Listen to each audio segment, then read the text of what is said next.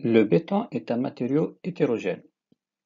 Il est composé de gravier, sable, liant, généralement le ciment, l'eau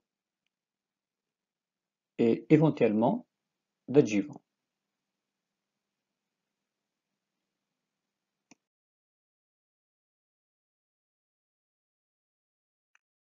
Il présente des caractéristiques à l'état fluide et des caractéristiques à l'état solide. Des caractéristiques physiques, chimiques, mécaniques, thermiques, etc.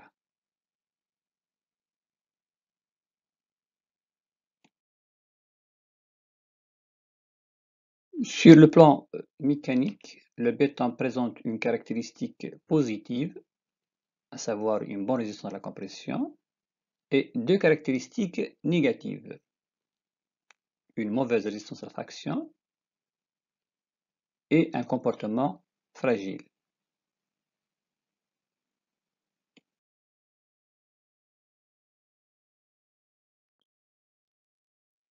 Si on considère une poutre en béton, sous l'influence du chargement, on va voir la création de deux zones de contrainte, une zone de compression dans la partie supérieure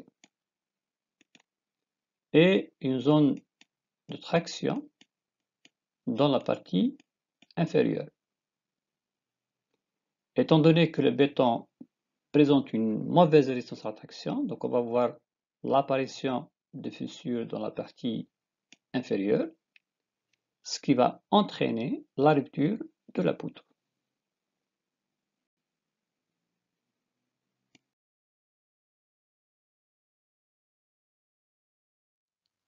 Le diagramme suivant illustre en fonction du temps la résistance du béton à la compression en bleu et la résistance du béton à la traction. On constate que la résistance à la traction est très faible par rapport à la résistance à la compression.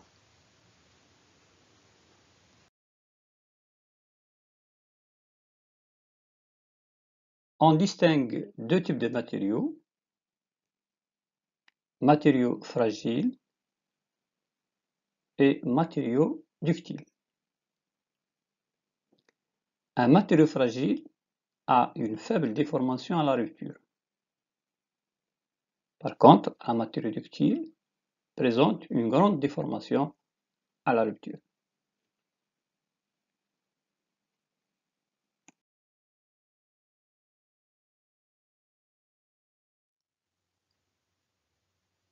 Le diagramme suivant illustre la différence entre le comportement d'un matériau fragile en bleu et le comportement d'un matériau ductile en rouge.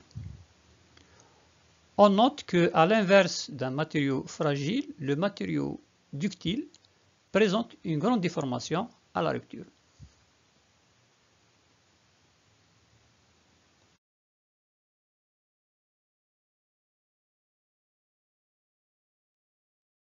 À la question est-ce qu'on peut utiliser le béton pour la construction des éléments porteurs, la réponse est non.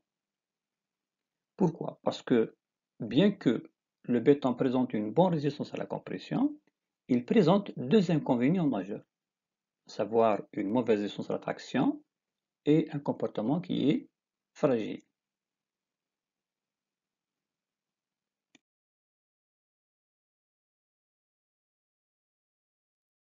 Afin que le béton soit utilisé, il faudrait balayer ces deux inconvénients. La mauvaise résistance à la traction du béton et le comportement fragile du béton.